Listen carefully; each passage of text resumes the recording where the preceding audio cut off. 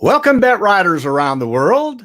My name is Gary Solomon, and you're watching the Laidback Bike Report.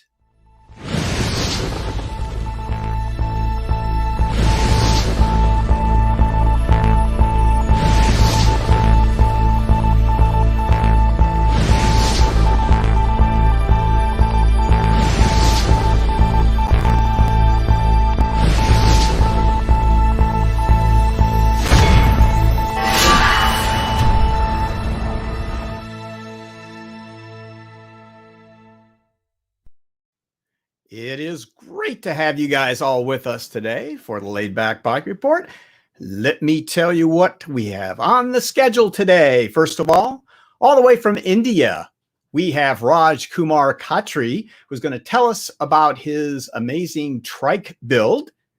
From Germany, we have Jascha Beuttler, who is going to take us on a tour of Poland and Belarus, and he had some adventures there you are not going to believe. And lastly, we have our buddy Tom Flohr from Trident Trikes here with us. Start thinking about what questions you might have for Tom. It's going to be an Ask Me Anything session, and Tom will be on later in the broadcast to answer any questions you might have about your first trike, your second or third trike, or Trident Trikes in specific. So before we get to all that, let me introduce to you my crew. Guys, good to see all of you today. First of all, from Salzgitter, Germany, we have our director. It is Lars Kamm. Hey, Lars. Hi, guys. And down near Jackson, Mississippi, it is Trey Burgoyne, our media dude. What's up, Trey? Howdy, folks. Good to be here. And the backup director, also known as Bannerman around here, it's Larry Seidman in Colorado Springs, Colorado. Hello, Larry. Hello, everyone. Now down to Big D, Dallas, in Bicycle Evolution, ensconced in his shop. It's Doug Davis, Mr. Wizard. What's up, Doug? Hey, Gary. Good to be here. It's great to have you. And Alfred Station, New York, is where we're going to find the Bicycle Man. It's Peter Stahl. Hello, Peter. Hey, how you doing, Gary? It's going to be a good show. Thanks. Yeah, I hope so. It's good to have you guys all with us. Thanks a lot, guys. All right. Let's talk a little bit about how the show works and what makes it go. First of all, the live chat. It's really important for you guys to participate and make this an interactive type of show, as we have for a long time now. So please take advantage of the live chat.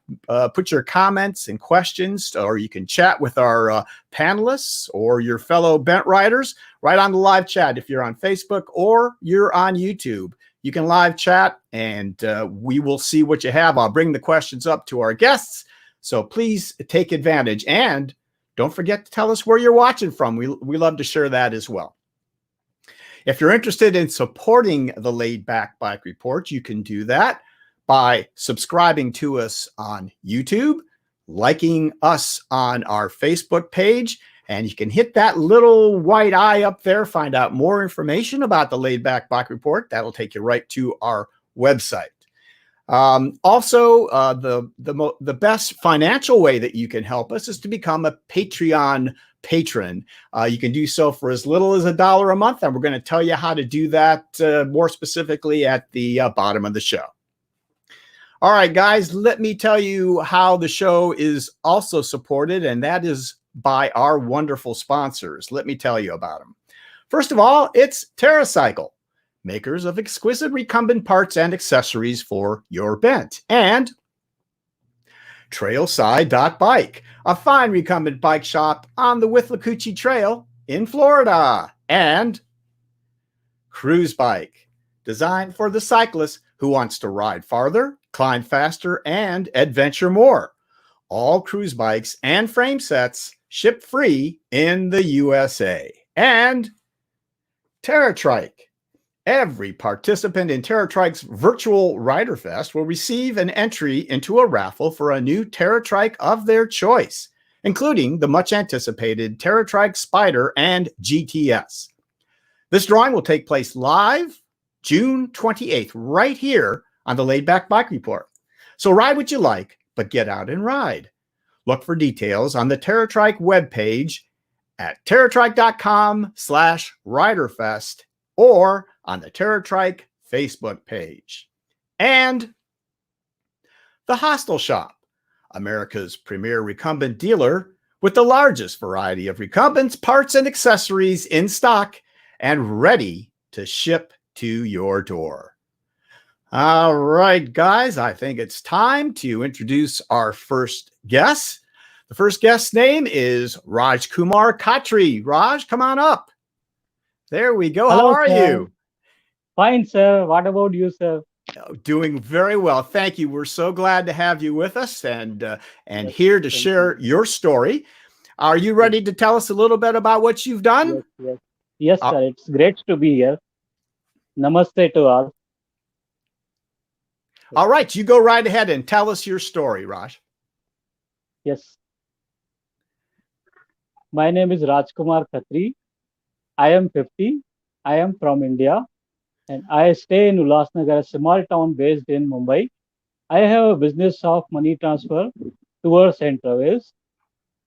And from childhood itself, I have a different kind of passion about cycling and automobiles.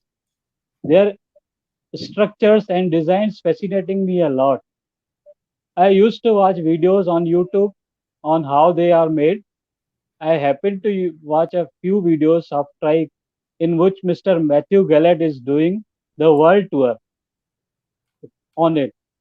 They attracted me a lot, so I decided to buy a trike for me. I researched and got to know that such company is not coming up, so I decided to make a one. Can I see the slide, please? First Slide. slide, guys. Yes. Then, if there was no trike availability in India, so I decided to make it from my own cycle and few other parts. So this was my bike, first bike, and this this I have purchased from a scrap material from a local cycle shop along with few other parts. So I disassembled them all and worked on them in order to give it a shape of trike. So here it is. It took me around 6 to 7 months. I used to learn various videos on YouTube. I also referred some laidback reports of Gary Sir, and this is the basic one. And next slide, please. This and again next. This again next. This it's better. Again next. This is the color. I had given a theme of my flag of India.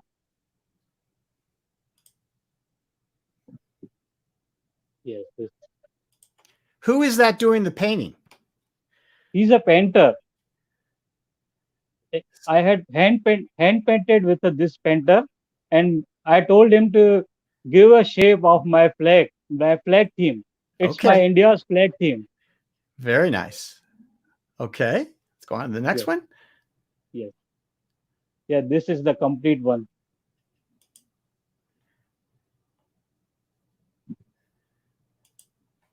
These are the results. Yes, it has Okay. 21 gears. Yes, 21 gears and disc brakes, rear wheel suspension, electric motor assistance. It has a capacity to run on a motor about 30 kilometers. Here I am doing some changes in my trike.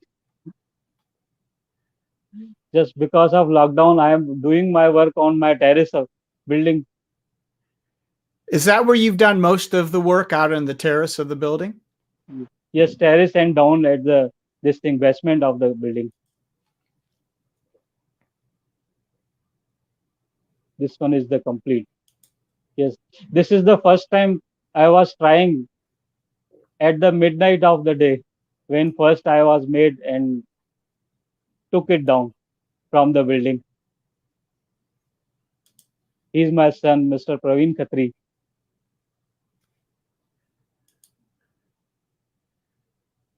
And your son helps you on this, yes? Yes. He's my son. He helped me a lot. He's doing IT engineering, and he has also the passion for automobiles and cycling and all. Okay, Rajkumar, let's we have a couple of questions here, and this is a good place. This is before we talk about you introducing it to the public. Here's our friend Marco Ropers from the Netherlands asking, is the trike electrified? Does it have a motor? I think we can see. Tell us about it. Yes, it has a motor. It has a motor. This is the Chinese one motor I had fixed in it. It's a 250-watt motor. It's running on this thing, battery, Okay. rechargeable battery. Yes. And how far do you know? Do you know how far you can go on a charge of your battery? On a single charge, I can go. I think last I had run on near about 30 kilometers on a single charge. All right. Yes. Very good. Yes. And then, yeah, Barry New is asking, is it direct steering? It looks like it is. You know, is it direct steering? Are the handlebars right into the kingpins? Yes, sir. It is direct steering. It is direct steering. All right. Mike Smith says it looks like a very well-made do-it-yourself trike. That's very nice, Mike. Thank you. And let's see. Ravi, back up. Here, there's someone else in Mumbai saying hello. Yes, these are my friends. Hello, friends. Well, it's good to have fans. It's always good to have fans. Yes, all right. So let's go ahead then and talk about after you have built it, you began to introduce your trike to the public. Tell us about it. Yes, I decided to introduce my trike on a marathon to the public out there on the 26th January 2019, the Republic Day of India. And here is this photo. The people tried it and liked it over there. Okay, let's go on to the next shot. There's a few of them here, at least 2 or 3. He's my son. He's my son, Praveen. All right. Rajesh wants to know if you intend to partner with a manufacturer. Rajesh, if you'll hang on here, we'll get to the end and we're going to talk about the future plans, I think, with Raj. So let's continue on. So you introduced it to the public. What was the reaction, Rajesh? What was the reaction, Rajkumar? Public is very happy to see because this is not available in India totally. It's new about everything. And so many people asked me when you are going to make this under this thing, manufacturing level. I told them very soon I am coming with manufacturing level. Okay, good. Now I am customizing these.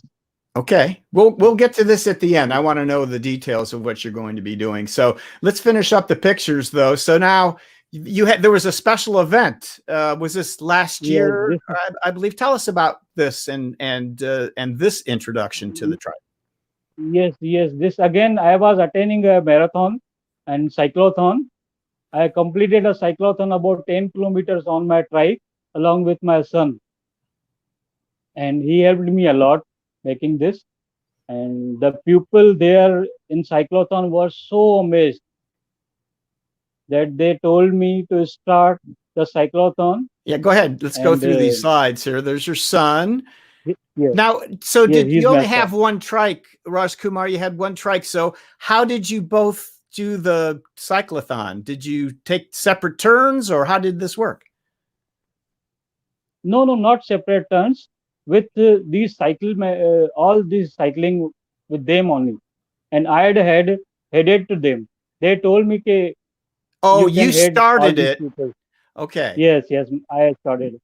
Okay. I'm sorry, my English is little poor. It's fine. All right. And next picture. And so you were about to say they gave you a special honor. What was this? Yes. They told me to say something about this machine, this new trike they have first seen on this live, and people were driving over there, and they told me to announce something. Tell us about how you have made this, and about the features and all, how it is working and all. Very nice. And so then you went on, and the cyclothon went on. You were a big sensation, it looks like. Yes, these are the all crew members, and there are some policemen also. They also feel happy with me, and they taken some photographs with me also. Very nice. And there it is. You finished. Yes, I finished. He is my son, Praveen. Very nice. So, can All I right. introduce my son? Yeah, please do. Yes, please. Come in and say hi. He's also helped you with some of the technology. There he is. Hello, everyone. Hello. Slide over a little bit so we can see you. There we go. Hello. Introduce yourself. Can you hear? He can't hear us. Hello. Yeah, tell us. Introduce yourself. Tell everyone who you are. Yes, I am Praveen Khatri. I am doing engineering, IT engineering. Oh, I didn't know that. So you're learning engineering. Yes. And so that makes you well qualified to help your father out in building these trikes. Yes. He's very hardworking, sir. Yes. Good. Well, you know what? If you can keep it just like that, because maybe you can both answer the questions. We have a few more questions about the trike itself. First, let's go back to Rajesh, who asked about what your plans were as far as manufacturing, and were you looking for partners? What's your plan for manufacturing these? Yes, we are planning for manufacturing and looking for some financiers and all. And if somebody is coming over there with us, we welcome them. Okay, and we're going to have your contact information, of course, in the description below, and we're going to talk about it here at the end. We have Jatmeet Singh wants to know about the cost. I guess it depends how it ends up, but do you have an idea about what the cost of your trike would be there?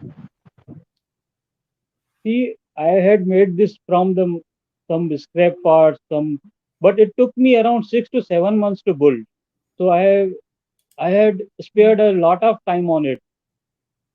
So as far as cost is concerned, it cost me around 65,000 Indian rupees.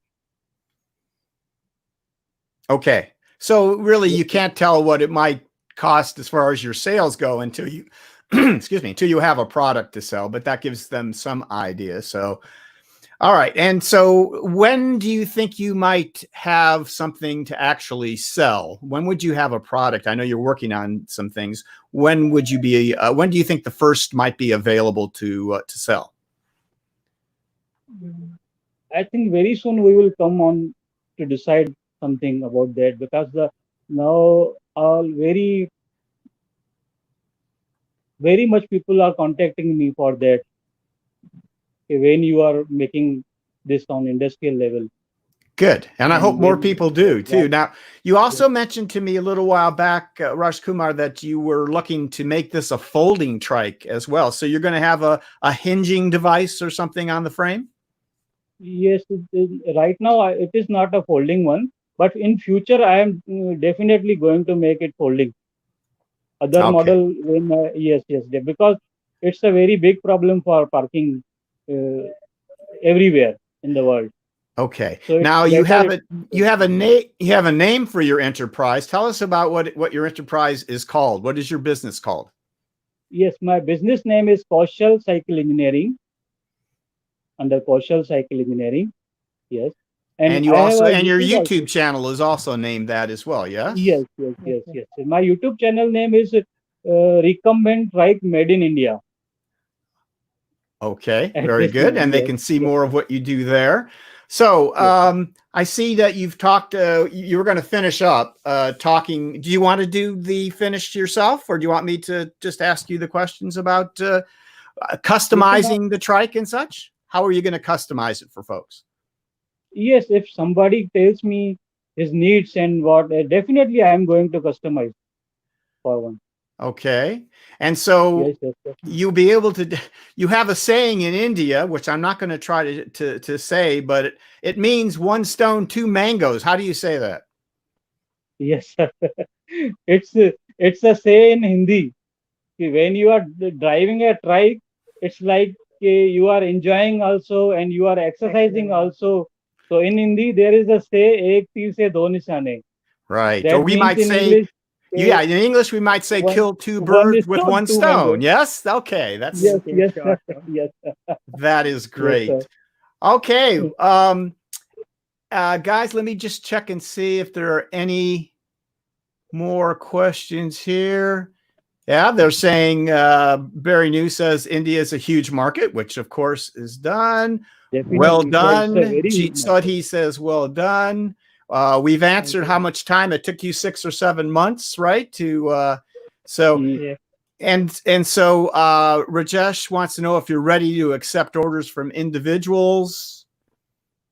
Yes, yes, yes.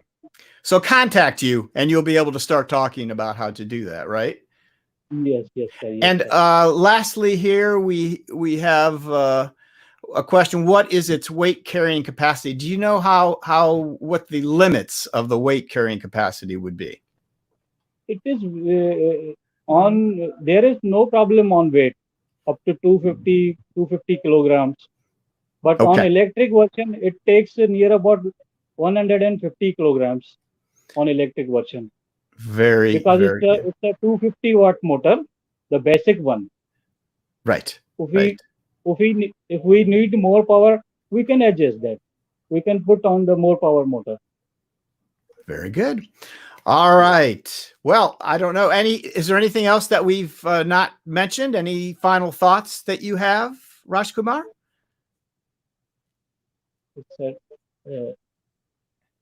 You can open to ask anything with me, sir. Yes. Okay. If anybody wants this as customized, we are ready. Anytime we are ready, they can contact us, and we will definitely provide them a good service. Very good. I'm According sure to that's their the needs. case. You know, let me finish up with there's one more thing that we chatted about before. You lead tours. Well, among the other things that you do, you've led tours of your area around Mumbai with automobiles, and you, I think, are thinking about maybe eventually leading tours on trikes. Is that also the case? Is that true? Yes, yes, yes. It's lots of people asking me, what is this recumbent trike? See, I have named my email ID with recumbent trike. So people are asking, what is this recumbent trike? So I have to tell them this is this kind of machine we are driving. So people feel very happy to understand these things because they had never seen this like machine, like this trike in India. Let's finish up. There's a few questions that kind of are all the same. Where did the idea come from? What was your inspiration? What's the source of your motivation? So where did the idea of the trike come from? Why did you decide to do this? Let's finish up there. It is my passion from beginning to watch cars and bikes and automobiles and cycling from the childhood itself. So while watching videos on YouTube, first time I saw the video of Mr. Matthew Gallett. He's touring the world on trike. So I was feeling so happy to see the first trike. And so Matt actually inspired you from his Tiger Duck trike, which is an HP Velotechnic Scorpion, isn't it? Yes, he's still in China. I am with contact with him. Good. Matt's a great guy. So, all right, guys. I think we're going to leave it there. I thank you very much for coming on the show, Rajkumar, and sharing all of the interesting story behind what you do. I hope people will contact you. I hope you'll build a lot of trikes. We'll check back in with you and see how you do down the road a little bit. So thanks for coming on the Laidback Bike Report. Thank you very much, sir. Thank you. I will be very, very, very, very pleased with you, sir. Thank you very much. You're very kind. For providing me here. You're very welcome. All right, bye-bye. For giving me this opportunity. Thank you, sir. Bye-bye. Bye-bye. Thank you very much, sir. It was a pleasure. It was a pleasure. All right, folks. Rajkumar Khatri. It was an interesting story. All right, we're going to move along now, change gears a little bit, going from trikes to velomobiles. And here comes a velonaut from Germany by the name of Jascha Beuttler. And Jascha, I met a couple of years ago at a Spezi. We got to know each other a little bit and have been in touch. and he loves his velomobiles. He loves to tour, and we're going to narrow down to a tour that he took last year and talk about that right now. So how about bringing up Jascha right now? There he is. Jascha, hello. Hey, Gary. Hi, folks. It is good to have you with us, my friend. All right. Yeah. I'm going to let you start out by talking a little bit about your background, Jascha. Talk to us. Yeah, I'm Jascha. I'm 26 years old, and I'm from Germany, originally from the southern region, but now living in the heart of the Ruhrgebiet in Herne. Yeah, and my background, you can just go on the first slide if you want.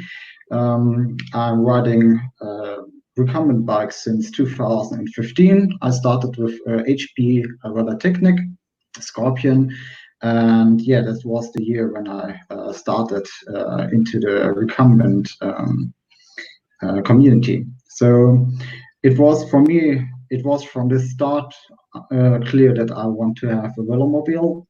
So the first opportunity which I had to, which I reached was buying a used Quest from 2011. And yeah, you can go on this slide. There you see me in my most like position, diving into the apparently velomobile. You had to learn how to properly ride a velomobile. This was part of the learning process. Quite that, yeah. But well, I get used to it, so nearly everyone knows my legs right now. Yeah, it's just doing repair, and so it's more easy to do that on this. So yeah, after this, I just want to get a little bit quicker, so I bought a DF in this year. Since January, I have a DF XL from Intercity Bike, and yeah, these are two worlds combined. So yeah, I have a just slow but very perfect bike for riding through other countries and roof streets, the Quest, and I have now a more speedier vehicle for better roads like the DF. So yeah, and as you heard, I rode the trip with my Quest. So I took this with me, the 36 kilogram glass fiber one. Okay, let's go on to that next shot. So this is actually the Quest that you. Yeah, this is the Quest, and here you can see me fixing a puncture or the inner tube of the rear wheel. I originally wanted to start from Germany to over Poland to Belarus, but I had some problems in Germany, especially in Eastern Germany, with the inner tubes, also with the spare inner tubes I had with me. So I had some small breakdowns and had to take the car, sadly, and put the velomobile into the car trailer and drove with the car to the border of Belarus. Yeah, between these days between Germany and Belarus riding, I took the time to visit the Auschwitz Museum, and as you can see here, the Auschwitz Stammlager and also Auschwitz-Birkenau, which was very impressive. You can go through the slides. You can see the famous halt sign, and yeah. Here you can see all the old ramp of Auschwitz-Birkenau, which was used before the new ramp, which is more famous in the pictures. Yeah, and also I took the opportunity to visit the train station of Sobibor, which is directly near the old Nazi camp in the village of Sobibor. Yeah, and after all that, I arrived in Terespol and wanted to start my journey from there. So here you can see the whole route I did. I started in Terespol, got over Minsk, and ended in Bialystok. Clary, you have a question? No, we're good. Oh, okay. I just saw it here. Okay, so about it. Yeah, so the first day of real cycling in Belarus started, and it started with the sign of Minsk saying 363 kilometers.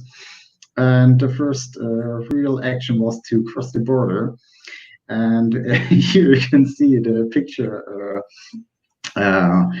I did in a van. The problem was on the southern borders from Poland and Belarus, you are not allowed to cross the border by bicycle or by foot. So I didn't need it.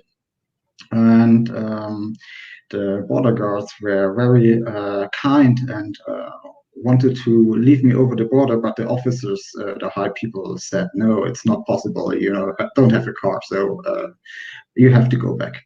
But luckily, they asked a van driver, and the van driver and his mate said, yeah, they can take with me. They can take me with them. And the first sign he showed me was this sign. So the sign, who everyone knows that this sign means money. So this was after they took you over, yes? No, it was before. Oh, as they were going to take you, they did one of these. Yeah. Because just to take it clear that they wanted money before to take me, and I said, okay, 5. They spoke a little bit German, so I said 5 in German too, and he also showed me 5 and said 5, so the number 5 in German again. And I was, hey, okay, perfect. €5 seems okay. So on the other side of the border, we made it through. On the other side of the border, he let me out, and I wanted to give them €10. So just because I wanted to be nice. And he was, no, that's not what I talked about. And then he said he wanted €50. Maybe because he saw the bunch of money I had with me, because I had to show that to the border guards, and maybe he was like, oh, this young German might be not too might be okay with it. So because he has a lot of money, but yeah. So the short story is that don't I get in trouble? So I gave him the €50, and yeah, the small story about leaving €50 on the border. It's what it costs. So you didn't want to rock the boat too much there. You didn't know what might happen. So it makes sense. Okay. Yeah. So I wrote. To the city of Brest, which is directly at the border, and just forgetting about the story, and yeah, I got to the hotel and then down to the river, and I just knew that something is a little bit changed because of the reactions.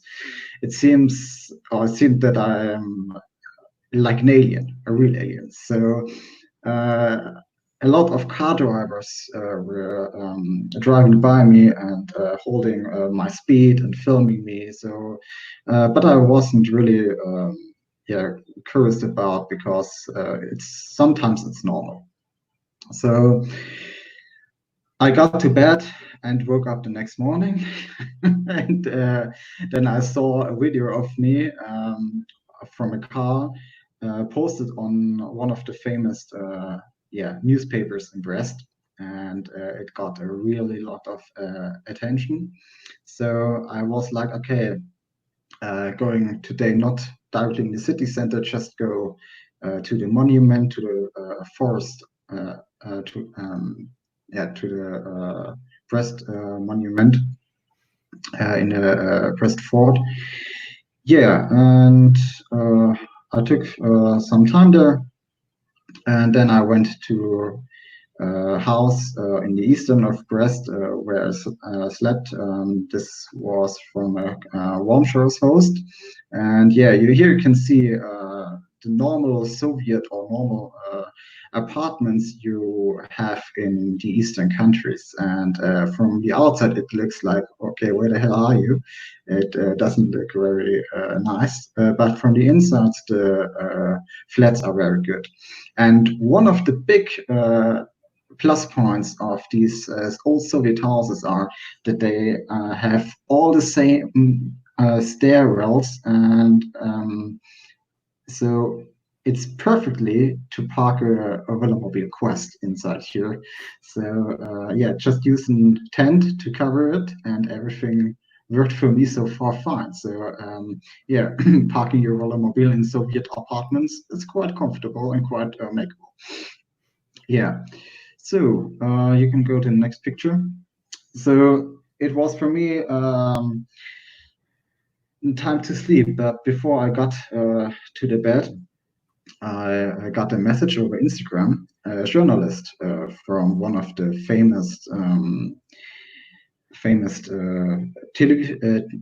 TVs in Belarus found me and wanted me for an interview. And I was like, not yet, please. Just give me a little bit more time. I will write you when I'm back, when I'm in Minsk. So yeah, the next day I wrote from Brest to Pinsk. It was a nice ride. The first meters on the M1, a real big motorway, and I wanted to go off there, but it was not really doable because, as you can see here, it's just beautiful, but the sandy underground is not comfortable for riding your Velomobile fast. And I wanted to get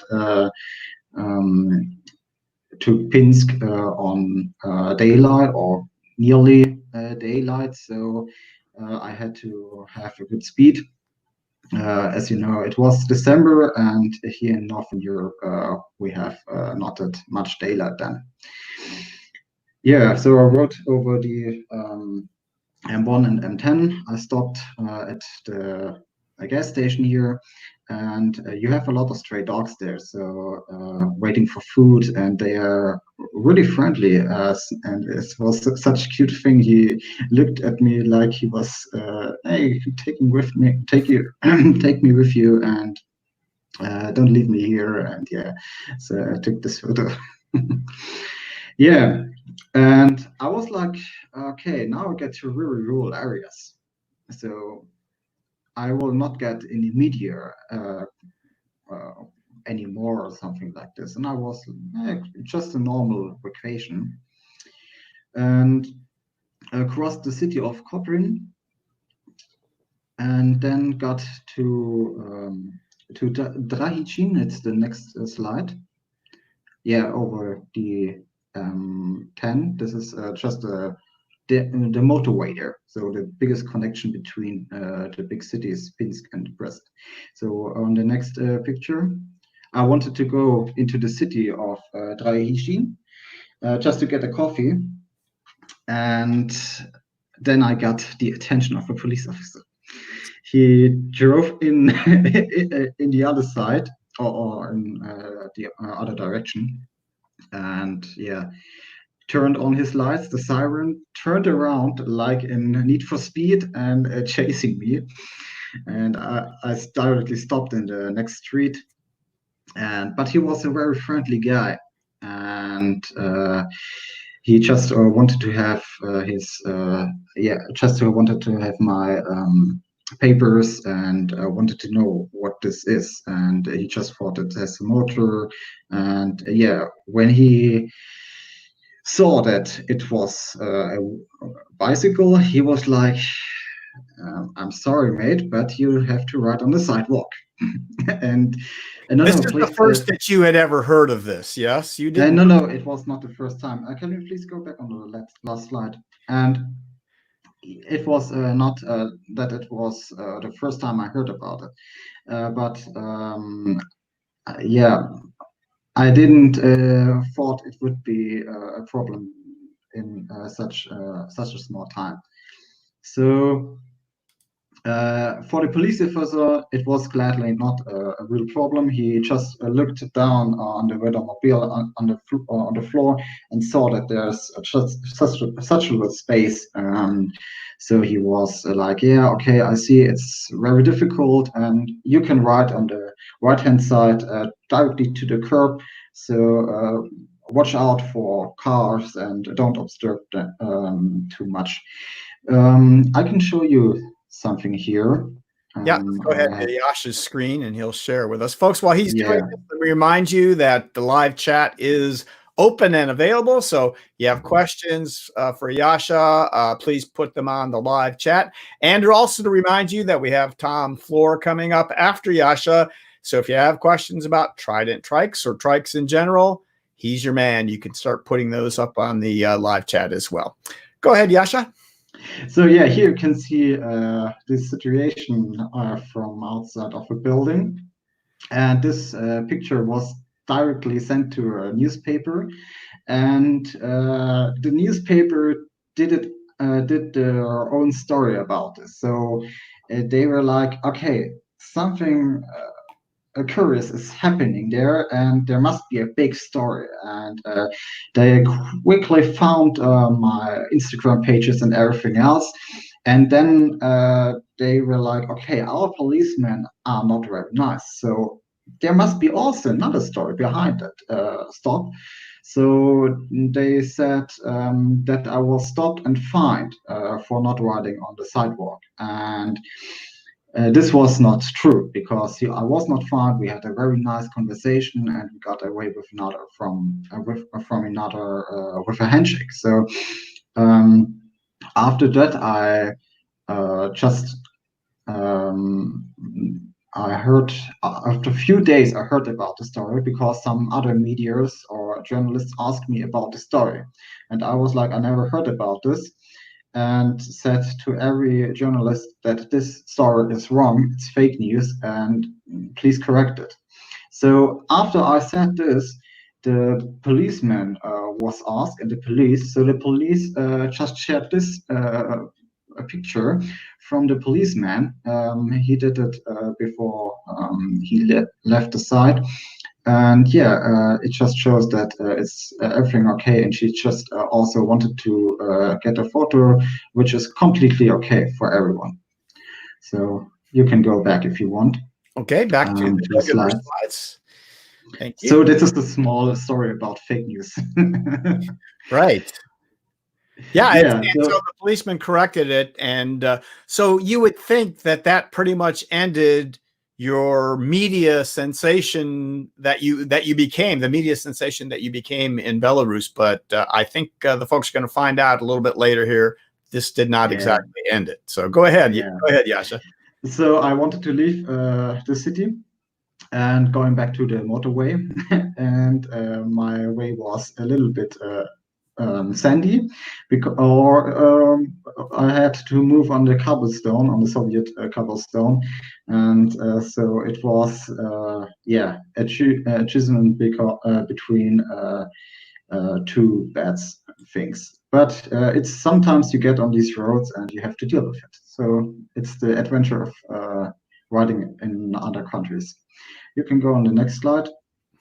I arrived in Pinsk on the evening, and so I was like, okay, park the Quest again down at the stairwells, and then some of the neighbors of the not couch surfing, it was of the host where I was sleeping, was like, no, it's too unsafe there.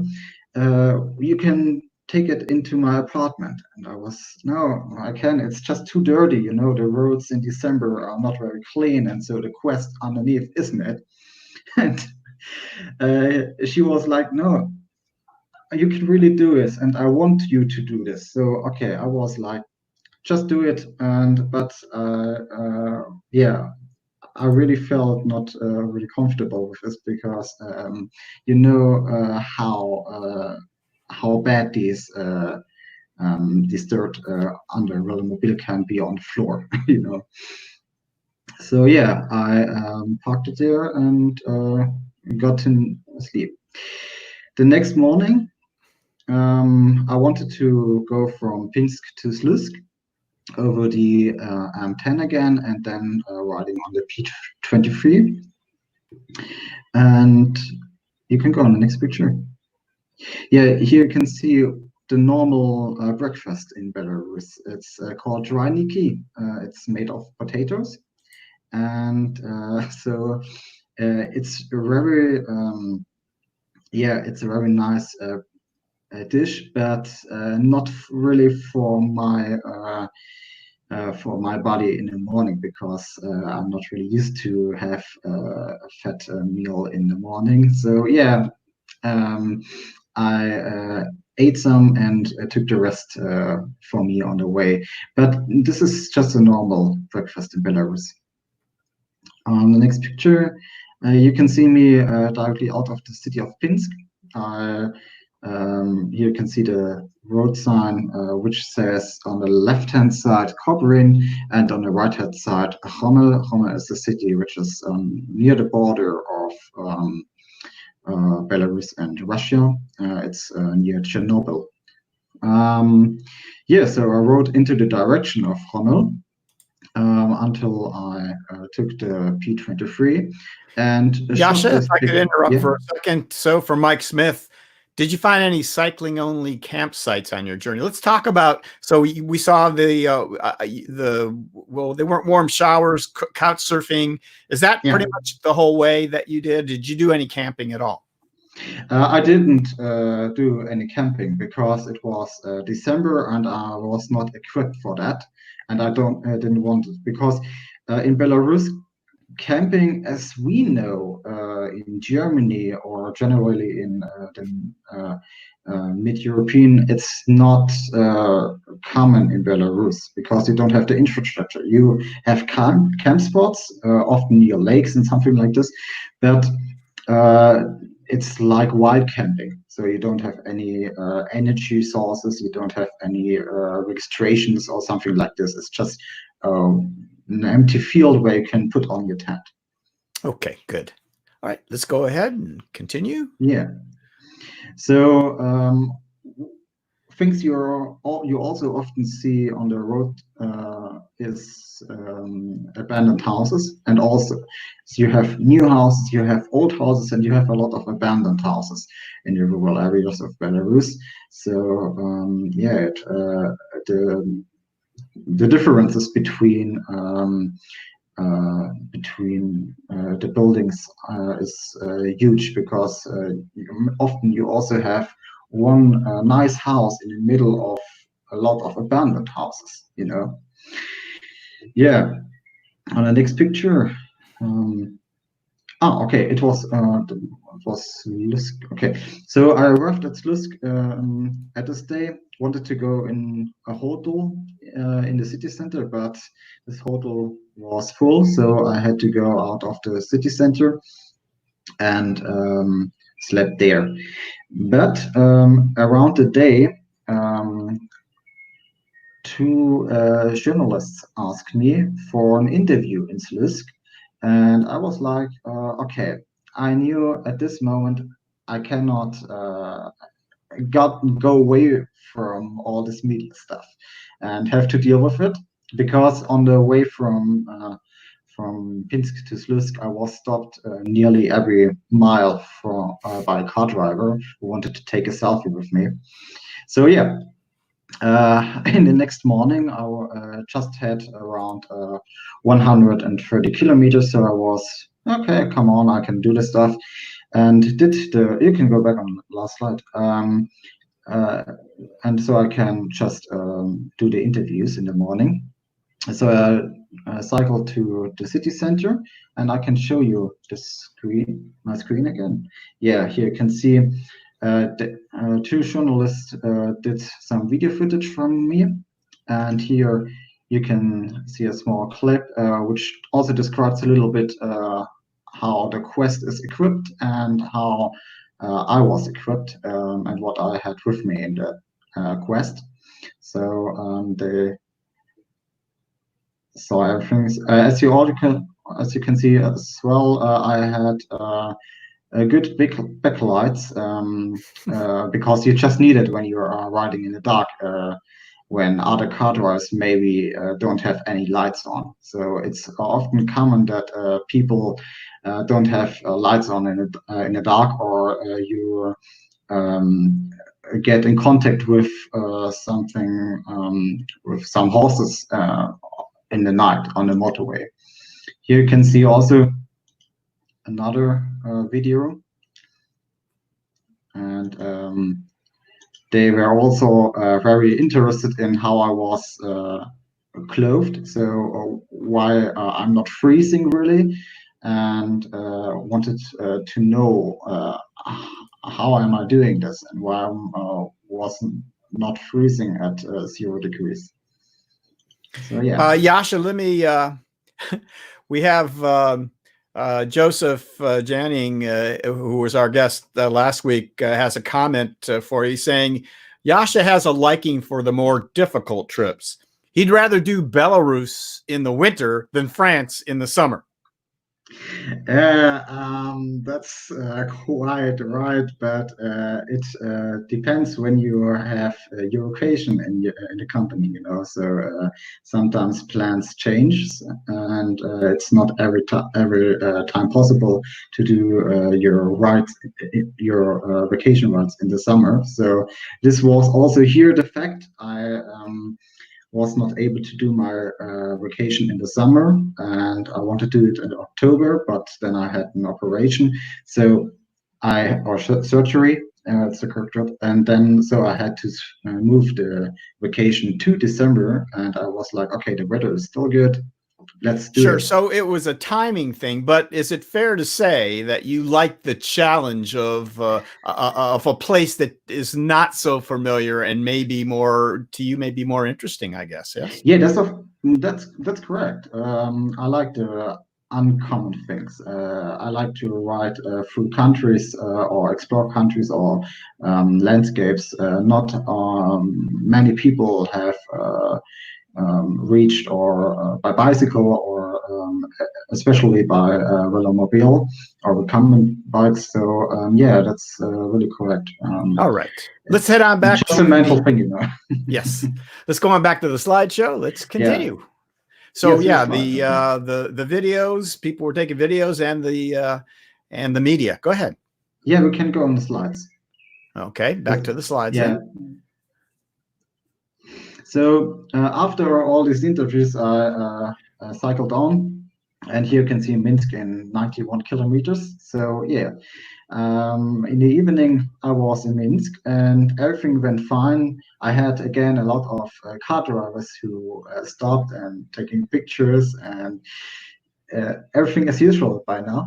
And in the evening, I got in contact with some journalists again, also from the journalist in Brest, and she wrote her mate, and they wanted to have me in the noon, in the evening news of one of the biggest televisions in Belarus, and also I got an interview with 2 other magazines.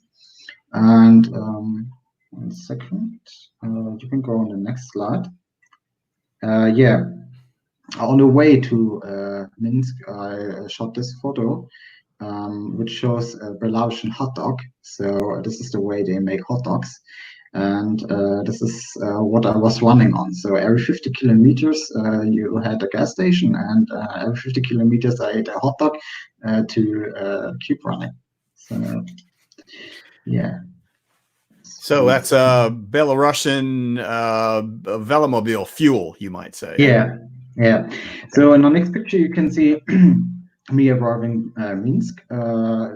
And you can see the only real bicycle path in Minsk. It's a bicycle path along the river through the whole city, and it's quite doable by a Quest. Because of the purchase, I wouldn't do this with DF because of the space between the road and Velomobile. Yeah, so we can go on my screen again. It was the time for interviews. So I was 3 days in Minsk, and as I said, I was in the evening news, and they were interviewing me directly at the river in the city center, and the woman spoke German, so it was quite nice and comfortable to make this interview. And they just asked me a lot of questions: why riding in Belarus, why in winter, and other questions about the Velomobile, and also about the famous police stop, as you can see somewhere here. Well, yeah. So they also sent it to a lot of viewers that that the story of the newspapers are not correct, and this was really nice a really nice movement from them. So also I did to tit.bi an interview, and they also took some photos. Here's my friend Alexander, who invited me to Belarus for the visa. And he's also a bicycle activist in the city of Minsk. And it was quite nice to meet him and the other guys. So you can go back on the slides if you want. Okay. Here you can see me while the interview with tit.bi. So a lot of time just for interviews, but it was you get along with this, you know. It was not planned. I just planned other things, but sometimes you have to deal with the situation. Did she buy the coffee, or did you have to buy your own coffee for this interview? She bought it, so they were all nice, and it was not a question to ask something. They were like, oh, what do you want, and everything else. So it was very nice from them. Yeah. And it was not coffee, it was hot chocolate. Oh, okay. Yeah. So on the next picture you can see my friend Alexander and his girlfriend, and this was on the last day in Minsk, in the last evening. And as you can see, it starts to snow. It was the first snow I had in Belarus. And you can go through the slides if you want. So I was in mind it could be quite challenging for riding the next day, because I wanted to start quite early. And you can go through. So here you can see my route from the day from Minsk to Lida. And on the first kilometers, I was avoiding too much traffic. So I was riding at a monument, you can see on the next slide. Yeah, and you can see there that the snow planing was quite perfect there on the cycle paths and on the pavement. They did a nice job in the morning, so that's also a thing I have to say. Belarus as a country, and especially the city centers and the big cities, are very, very clean. So it's not as you have here sometimes in Berlin or so, that on the side of the road there's much rubbish. It's not the case in Belarus. So it was a nice thing to find out. Yeah, on the next slide, you can see me where in the rural area, and it was quite tough, because some hard climbs I had to take in this morning. And between the last picture and this picture, I just arrived a roundabout, and a car driver overtook me and stopped directly behind the roundabout, got out of the car, was waving at me. So I stopped, and he got to me and was the whole time saying, yeah, Jascha, and shaking my hand like hell. So it means in English, my name is also Jascha, and he was just surprised or excited that a random German dude riding an UFO Uwe through Belarus is also named Jascha, and yeah, he saw me on the news, on the big evening news, and yeah, so he was very excited and surprised to see me on the roads, and yeah. It was were these situations which make it difficult on the same time as also pleasant, because difficult, you have to stop every mile or every few meters in this case, and the thing that the people like the thing you do, so it also has two sides. Jascha, if we can pause right here, a couple of questions. Barry New asks about the DFXL versus the Quest, as far as touring and holding enough, and actually asked Joseph, but you would be well placed to ask as well. What's your opinion about this? Why didn't you take the DF versus the Quest on a tour like this? Because just an easy thing, I didn't have the DF at this point, so I bought the DF 1 month later. If you had to do it over again and you did have it, go ahead, tell me what you think. I would take the DF because just I want to have the comparison between the Quest and the DF. But what I can say now out of the experience I had the last months, that the DF has this same luggage, or sometimes it's the way of you packing your luggage, the better luggage space than the Quest. So you cannot really compare them directly because also it matters in between of the free space between the ground and the Velomobile. It's also a big thing to notice, because when you have a street speed curbs or something like this, it can be a little bit difficult with the DF because of the lower they are lower to the ground. But well, yeah. I will start a tour next week through Germany a little bit, so with the DF, and then I can tell more. Well, this next question from Mike Smith also we'll pause and talk about this a little bit. So we've already determined that you like the challenge of some more unusual places to tour.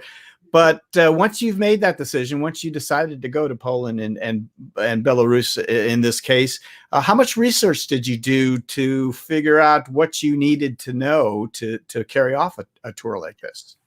A lot, because when I do a plan, I also do for plan B and plan C and everything else. When you plan A doesn't work. And I'm a kind of guy, I like to do plans. And so I do a lot of research for everything. So normally it depends on the person you are. When you just like, okay, I can put out my hand and go on the right-hand side of the streets, as an example, you may don't have to have such a research I did. But when you're more like, okay, I want to be on the safe side, then you do more research. So some hours, yeah, of course, I did. Very good. All right, let's go on back to the slides. Let's carry on. Yeah, so in the next picture, you can see how I was clothed on the legs and on the feet, because under 5 degrees, it's not that warm in the Quest, and it was comfortable for me to wear this. I was warm the whole time, I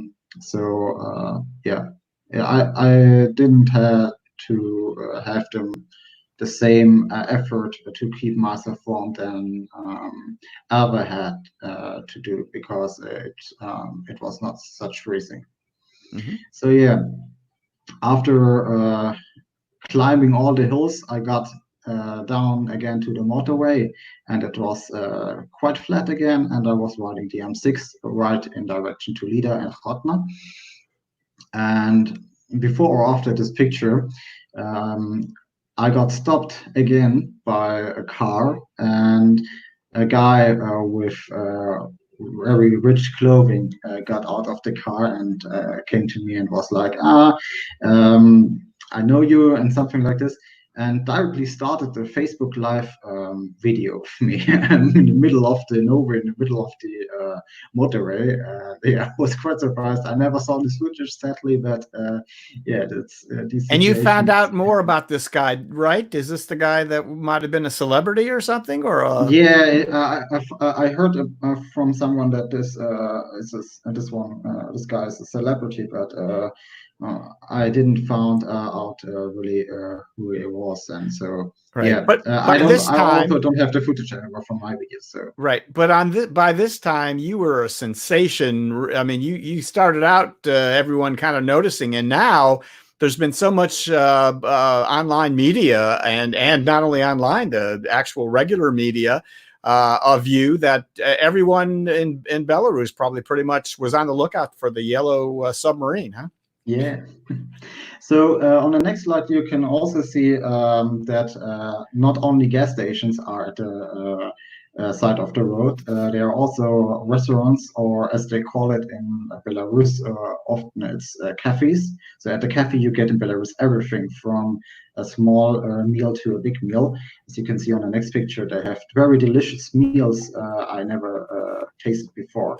You can see some eggs with potatoes and also tomatoes with. It was very delicious. And yeah, I arrived in Lida in the evening, and then I had to do my last step in the next morning. So from Lida to Hotna. And when you are visiting at some point in your life Lida, just stop there for a beer. You will like this. Lida is the hometown in Belarus of beer, and I like the beer of Lida. So yeah, and in the morning, I just stopped also at the castle, and then got out of the city, as you can see on the next slide. Next one, yeah. Here you can see my last picture from Leader. And then I was like, okay, I rode so many kilometers on motorway. I want to see some more villages. So I got out from the motorway and drove through very nice villages, as you can see here. It's a very nice house, and many houses were like this. And so it was a really nice ride. Also, it was very sunny at this day, and the temperatures were rising. So it was also getting flat again, and everything really comfortable for me. Yeah, here you can see my last coffee in Belarus at a gas station. It was some kilometers before I reached Hotna. And on the next picture, you can see the sunset, which was very beautiful. And then I reached on the next slide the city of Hotna. Yeah, then in Hotna, I slept in the city center, and so I had also 2 more interviews done in this time. And on the next day, I also was curious about, curious about exploring the city. So I was out by foot and out by bicycle, and shot some pictures over the Memel, which is the river down there.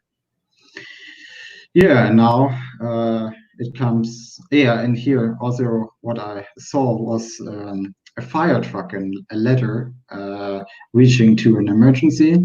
And yeah, it's not what you are expecting when you're calling the fire department, right? So you're searching for some modern vehicles, but it was quite nice to see the old engines and ladders are still running in Belarus.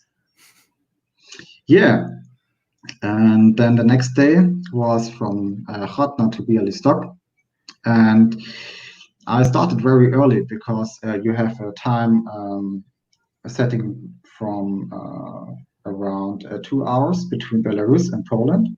the Central European time and the Belarusian time. So I started very early, and had this quite nice sunset, and then crossed the border to Poland.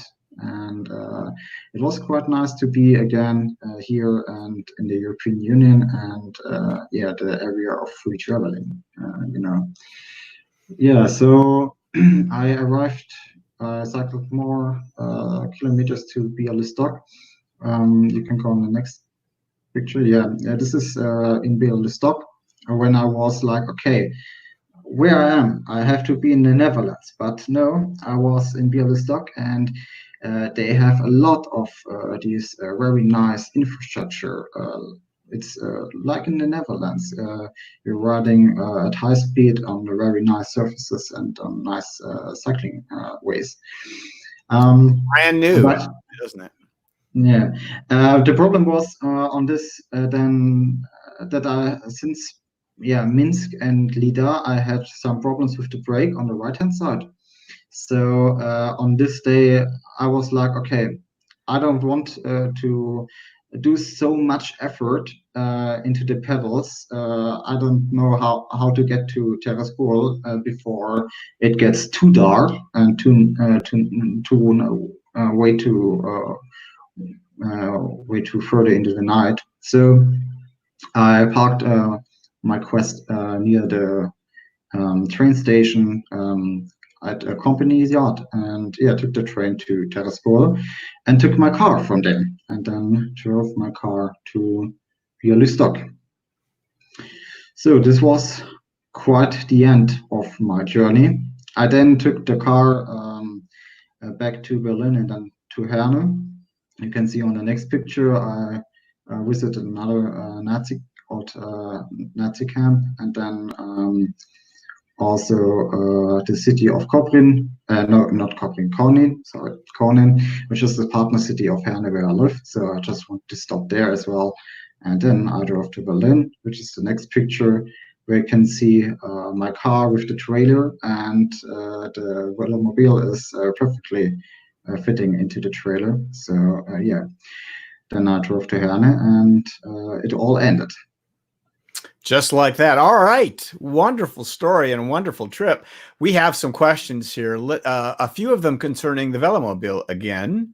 So ISMS, did you close the footholes? So I know you were in some cold weather and you showed the gear and the leggings. Did you ever close those footholes when it got cold? No. I don't have this. I don't have. I'm not equipped with this in the Quest. I know some riders out there who did this. Ivor did this in his Quattrorello, but I'm comfortable to ride below 0 degrees with the leggings. So.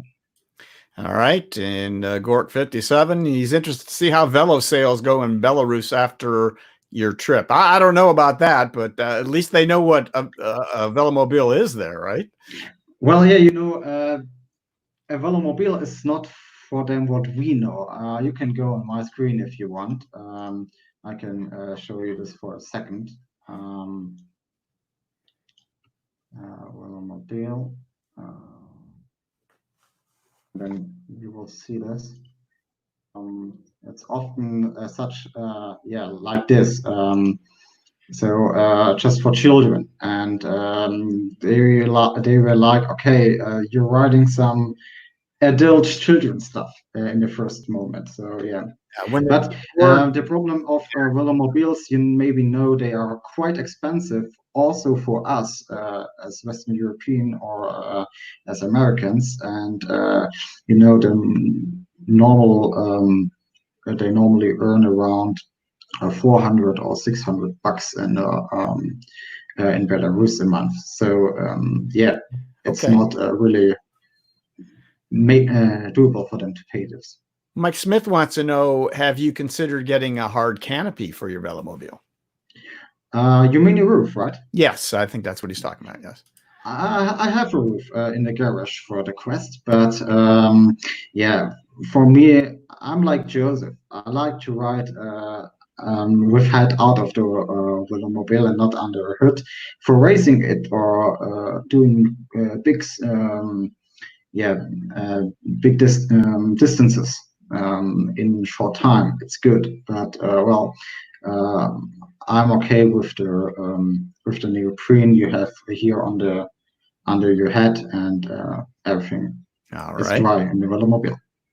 And Marco Ruga, who was on the show, our Italian friend, a few weeks ago, only in Italy, he says that people stop you while you're riding a Velomobile on the road just because they want to beat you.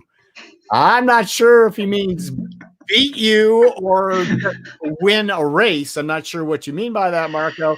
In other normal countries, he says they congratulate you. So Marco is he's hilarious. Okay, I think he mean really the beat with the fist, but yeah, he might be. It happens in Germany too. So all right. And Barry News says in France too, I get a lot of dirty looks when riding my trike. And as you don't see them in the Tour de France. So in other words, I think Barry's saying if it's not in the Tour de France, if it's not that kind of bicycle, it's an object of derision. They don't want to accept it. And all right. And there's Alva wants to know how to get a visa. I assume he means like to Belarus, because I think he did have trouble when he was talking about it. Yeah. So tell us that story. Hi, Albert. Nice to see you here.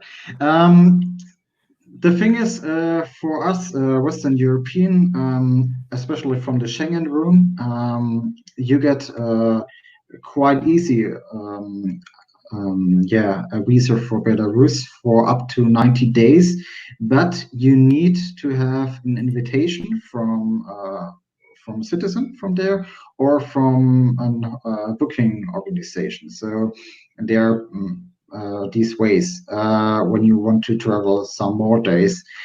And there's also a possibility to get via an organization a ticket for the western sides of Belarus, a visa, but then you are not allowed to cycle to Minsk or to Homel or something like this. You are only allowed to be in the region of Brest and Hotna. So I don't know at this moment what your problem was. I don't really remember. I'm sorry about this. But for me, the visa invitation from my friend Alexander and my visa request was very easy. Okay. All right, Jascha, I think we're going to pretty much leave it there. You mentioned briefly that you are working on the next tour, you said around somewhere around Germany. Can you give us more specifics? When is that and where are you going? Well, it's not what I really planned. It's something I just thought about yesterday because all of the COVID-19 situation around the world, borders are closed, and I wanted to go to Belarus at this moment. So I wanted to be in Belarus right now. But I have 4 weeks of vacation, so I just said, okay, let's do something here in Germany. And I will see what comes. The first destination will be the Lake of Constance, where I'm originally from. But for the next year, I'm planning something big one. Maybe Belarus again, but maybe something more eastern. We will see. All right. You know what? We will see, because we're going to keep in contact with you. And yeah, we'll have another slideshow, and who knows what other adventures you'll get into in that tour. So Jascha, any final thoughts? Well, thank you very much for the invitation for the show, and it was a nice experience to be here. And sorry for my lack of English sometimes. Your English is fine. Thank you, Jascha. A pleasure to see you, and thank you for coming on the show, working so hard to put this together. So, Jascha Beuttler, ladies and gentlemen, thank you very much, Jascha. Hopefully to see you on the next Betsy. All right. I hope so. I hope so, pal. Yeah. Take care now. All right, guys, as I said earlier, we're going to move along now to a good friend, an old friend of ours from North Carolina. It's Tom Flohr with Trident Trikes. Tom, how you doing, pal? Hey, Gary, how are you? Hope everybody out there is staying safe and healthy. We are, and don't forget to introduce your dog, by the way. That is Andy. Andy is the shop dog, and she hangs out with me most days, greets customers, and Not afraid of being on Sleeps camera. No. Very good. Probably oblivious to it all.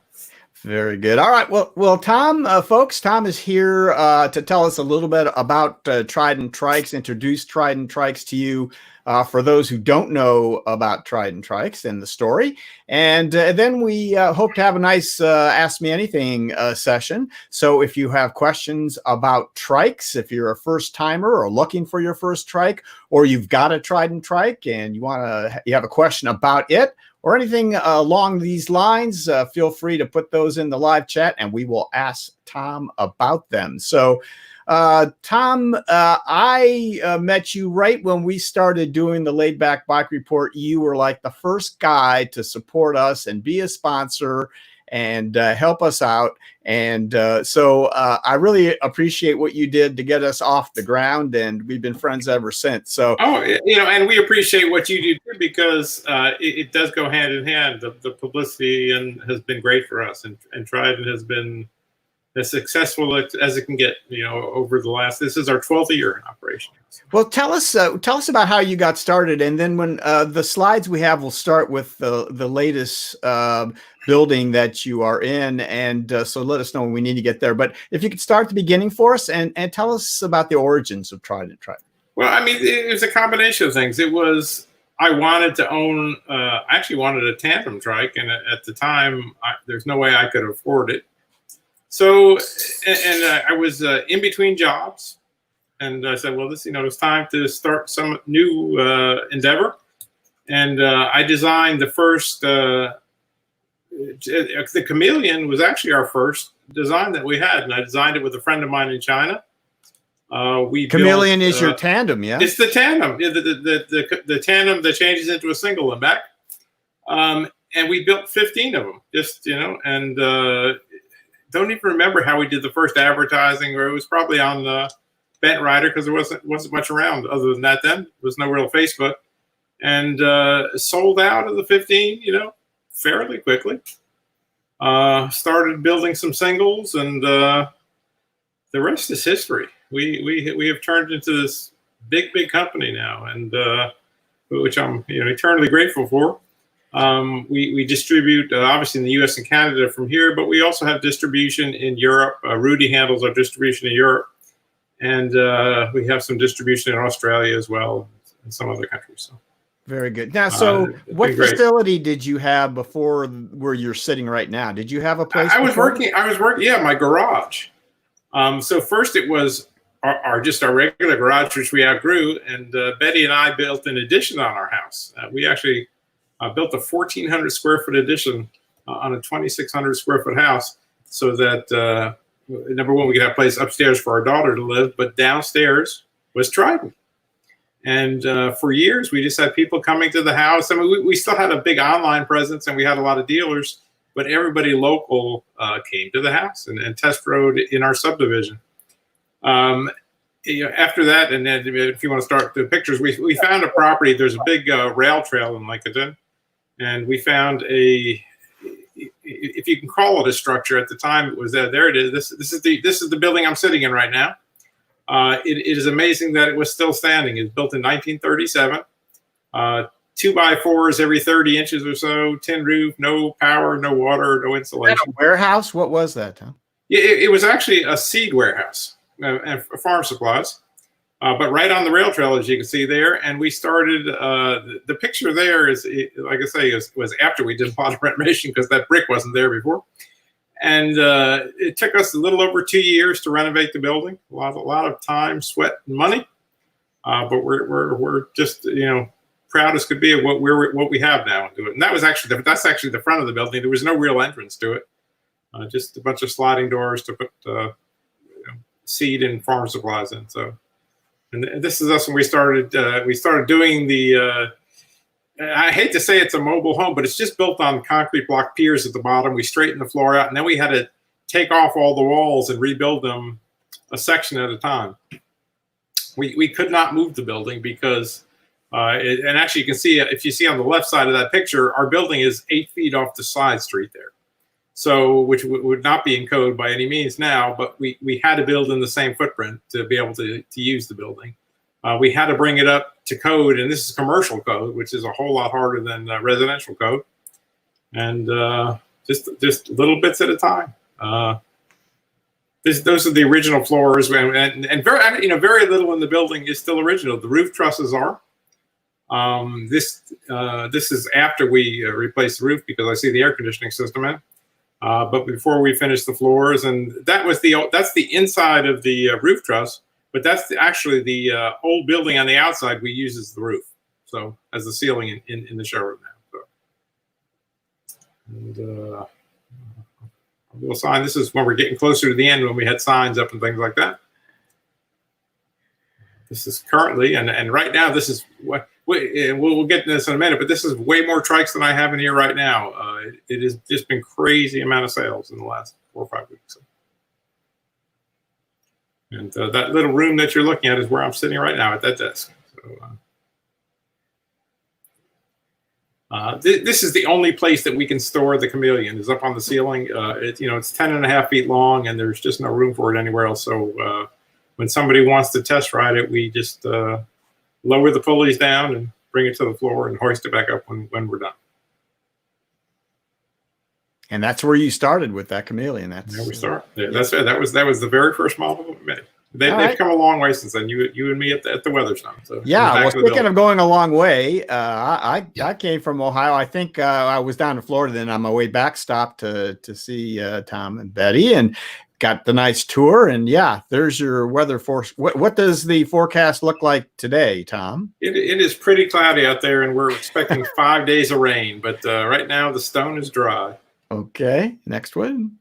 And when we visited, had a chance to check out some trikes and hop on the trail, which takes you right into Lincolnton, which downtown. Is really, really nice. So there's Tom setting me up, and then the inside of your shop is just beautiful. It's kind of a little. This is the back side, the non-showroom side, which is the shop side, the kitchen side, and just a place to hang out. Okay. Yep. And yep, Trekker, right? And and Tom is known for his coffee, and man, can he make a cup of coffee. So it's worth the trip, even if you don't buy a trike, even if you don't care about trikes. I'm going to say, just go down there and get a cup of coffee, because Tom can make a good cup of coffee there. So, and then I think the last shot there. Yeah, what'd you do? Yeah, so that's actually where the coffee machine was, though. I got bored over the winter time. I'm an old woodworker at heart, and gutted a piano, and this is the piano bar. We're kind of coffee snobs and wine snobs. So, and we do a lot of rides out of the shop, and when the ride's over, we usually sit and have beer, a glass of wine. All right. The infamous piano bar. I think that's the last shot, right? All right. Good. Okay. So let's, we've got a couple of things here. So, Gork 57 says, still rolling with my Trekker after more than a year. He's a guy that lives in the Denver area. I don't know if you know. That's right. Yeah, I know he's in Colorado somewhere. Yep. And he's liking that. And here, Mike Smith, has Trident ever considered trying to incorporate LED lighting on any of the trikes? What about lighting? Yeah, I mean, we do have a lot of rear lights. Rudy in Europe is the man for this, and he's designed a lot of LED flags and things like that. It's something that I don't think it's going to be that hard to do. We have this long list of projects always that we're trying to do, and I'm sure we can add that to the list. All right. So speaking of long lists of projects, what can you tell us? I know you're a little tight-lipped about things sometimes as far as what's coming up, with probably good reason, but tell us what you can tell us about what you have. Well, sure. First of all, yeah, we had some time over the winter time to work on some new projects. One of the unexpected, if you can call it a bright spots of the economy during COVID-19 has been bicycle stores in general, the recumbent industry in specific, and it has just been crazy. It's the only way to put it. I am here 7 days a week, just trying to keep up with orders. We're shipping out, I mean, over the last month and a half to 2 months, we're shipping out over 50 trikes a week. So my showroom is bare. All the dealers report back to me the same thing, that they just can't keep up with business repairs. So that's kind of been our focus now. We do though. I mean, we do have a couple new projects, which I'll give you a little teaser on them.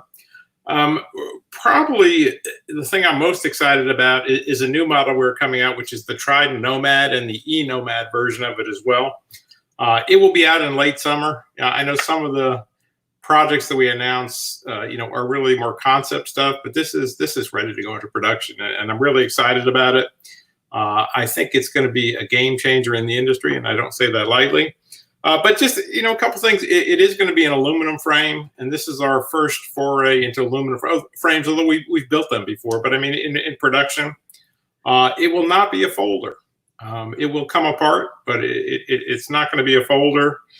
And we're hoping, number one, to get it in a smaller box to save a little bit on shipping. But there's this balance between shipping size and then assembly time after the fact. So we're working on this right now. We're building it, riding it, though. So it is more than a concept. The second project, though, which we hopefully there'll still be a recumbent cyclocon, is the new transport. And the transport has been due for a redesign for a while. We actually haven't produced any new transports in the last year, but it will also be an aluminum trike, and it will be a folder. So the design is pretty much ready. We just have to get some time to produce it. So, but both will be certainly out before recumbent cyclocon. The last project is Gossamer, and Gossamer is high on my wish list, but from a business standpoint, probably not as high. And we're ready. We're mostly ready to go with Gossamer. It's just finding some time to build some jigs for it. So. And the Gossamer is the super light. Yeah, the super lightweight one. We actually did an all carbon prototype as well of it. Did not weigh any less than the chromoly one though, but we're playing with that one all the time. All right, if we can, let's get a handle. We talked about the effects of COVID-19 in production and transportation and such. Lars, if you can, hopefully Peter and Doug, if you guys are not off camera, I can't see where you are. Bring Peter and Doug back up. Doug, drop your book. Yeah, Peter, are you there? I'm here. Yeah. So let's talk about the state right now of retail and of supply. Tom was talking about he is pretty much has nothing left in the shop. Tom, let me start with you on this though. So what's your production is coming from China, and what's that pipeline look like? Is it almost there? That pipeline is back to normal. The reason we don't have any is 100% my fault for anticipating just the opposite, that business would slow down a lot. So we have a container of trikes. We're almost ready to ship. We're going to ship in about 10 days, and we'll follow by another container in about 30 days after that. So it was just my lack of foresight into what was going to happen in the industry during the pandemic. Well, when I saw things happening, I thought that just the opposite, that the business would slow down. And we didn't want to have that much stock in the warehouse. Having said that, we were really overstocked in the warehouse in January, and that's helped us a lot now, not running out of everything. I have a dealer of mine that also sells Raleigh bicycles, and I talked to him yesterday. He said that Raleigh is out of every model of everything and have no clue when they're going to get some. So we're in a much better position than that. All right. John Elliott wants to know what's happening on e-assist. Is it still growing? Is the bloom fading? So that's probably a question. I'm not sure how big this question is or how specific he wants to get. But Tom, as far as your trikes go, how big is e-assist right now? Growing every year. I mean, it's still on the way up. Percentage wise right now? 35 to 40%. Okay. So there's a lot. All right, Doug, tell us what's going on at your shop right now in terms of sales and supply. So, I mean, it's been an unbelievable season. I mean, we kind of like Tom, we're thinking this would be a pretty slow season, particularly when the COVID started shutting down business and things like that. But it's been quite the opposite. We're basically out of everything at this point, and my supply chain is out. And we've got bits and pieces. We've been partnering with other bike shops in other parts of the country that are less fortunate and have to close down to bring bikes in. So I've got like 12 bikes coming from one place and 4 bikes coming from another to keep the store with bikes in it. But right now we're turning away more customers looking for new stuff than we can sell anything. Now, that said, on the flip side, repairs are through the roof.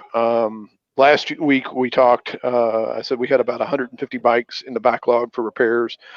I hired an additional mechanic who started Monday, and we are now at 190 repairs in the backlog, to give you an idea on how many bikes are coming through the door.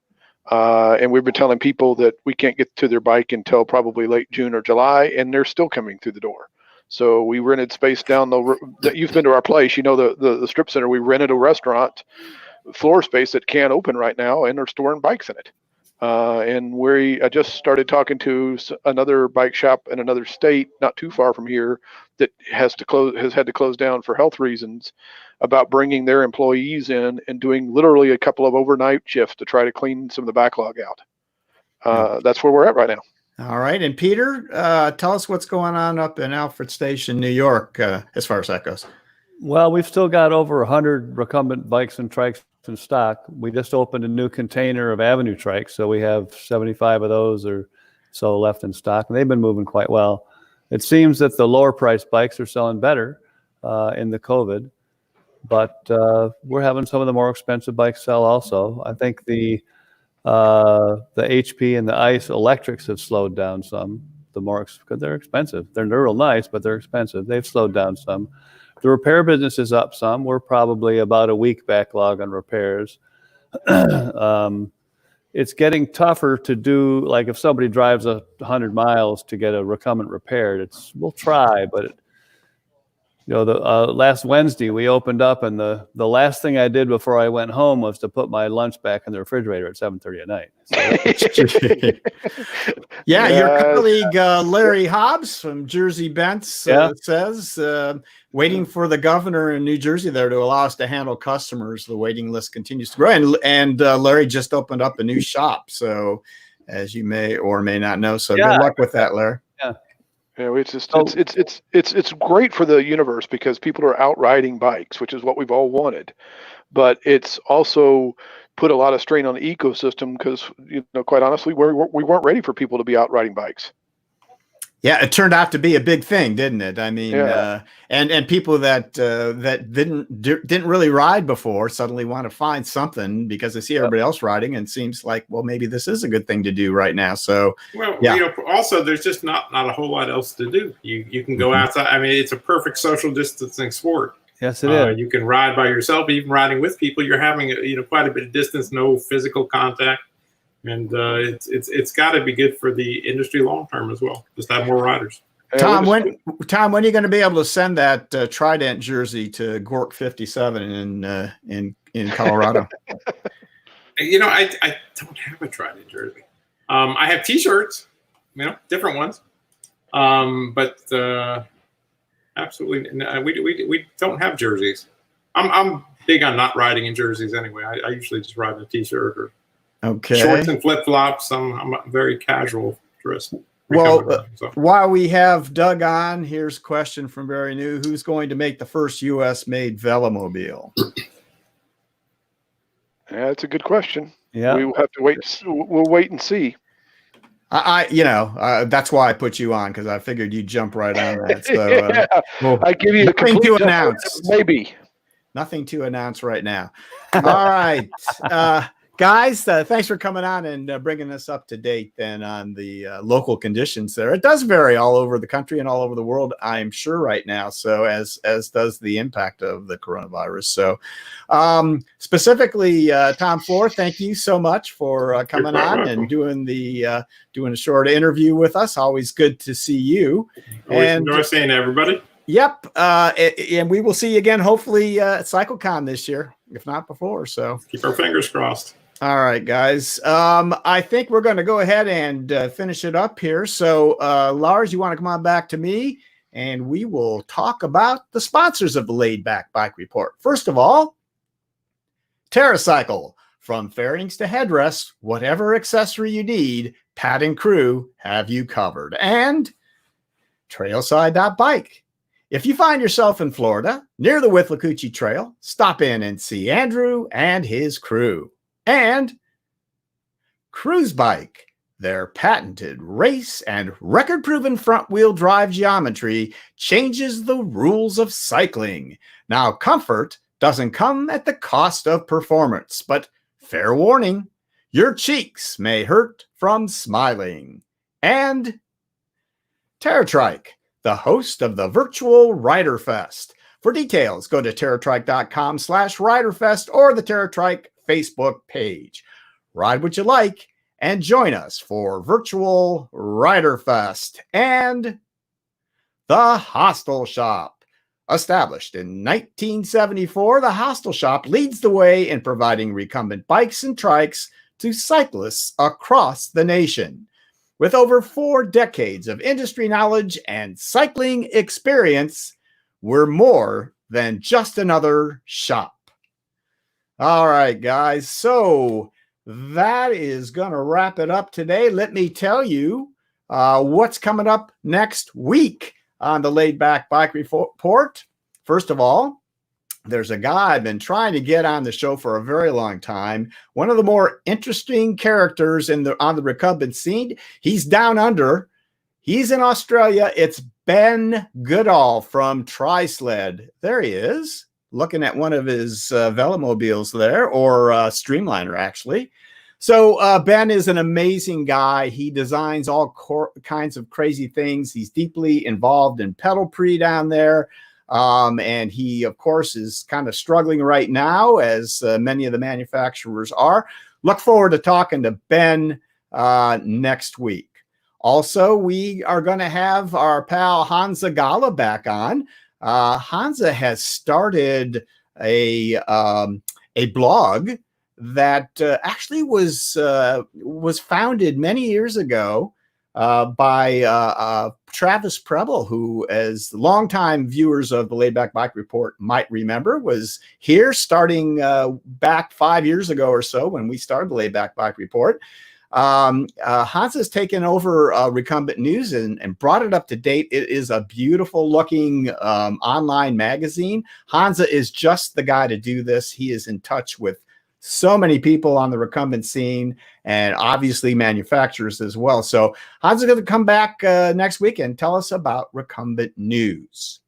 And I've been talking about the Hostel Shop as one of our sponsors. We are going to have Brianna Vandehay on. And I think Jesse also might join us from the Hostel Shop as well to do an Ask Me Anything session. We'll talk a little bit about the Hostel Shop there in Stevens Point, Wisconsin. And they will take your questions. So the Hostel Shop as well next week. Bent Expo videos, we continue to work on them. Coming soon. Cruise Bike, TerraCycle, Haza, Cat Trike, and I think even TerraTrike. So we're working on a bunch of them now. You'll be seeing those in the coming weeks. So how about if you wanted to support the Laidback Bike Report? Please subscribe to our YouTube channel, like us on Facebook, and don't be afraid to hit that little white eye up there. There it is. It will take you right to our website where you can learn a lot more about the Laidback Bike Report. And if you wish to help us financially, go to patreon.com right now, search for the Laidback Bike Report, or you can click the link that we'll have in the description below to our Patreon page. If you become a Patreon, you can do so for as little as $1 a month. If you do a little bit more, you can get some benefits. We will put your picture up right here. See some of our patrons right here, and indicate it with that orange circle with the white P in there for Patreon. And thank you in that manner. And we thank all our Patreon patrons for supporting us every month for the Laidback Bike Report. Thanks, guys. All right, let's bring the panelists, crew members back on here. Thank you, Lars. And guys, thank you so much for helping us out today. Another great show. You guys did a great job. We appreciate all of your help as we do every week now. How much longer can they handle this, folks? I'm really putting these guys through the paces. Once a month is turned into once a week. So, guys, thanks a lot. Appreciate it all. When you go every other day, I think we're going to rebel. That's going to be too much. Yeah, even I'll rebel at that level. We'll have to double our pay. I'm going to have to talk to HR. Please do. I'll send you the link to HR right after the show. Yeah. Hillary Rodham. Guys, thanks. We sure appreciate it. All right. So thanks to all my panelists and my wonderful guests today, Brian Ball and Bent Ryder, for their promotional support. We appreciate their support every week as well. And most of all, thanks to all of you for continuing to watch and support the Laidback Bike Report. So until our next webcast, from all of us here at the Laidback Bike Report, so long, Bent Riders.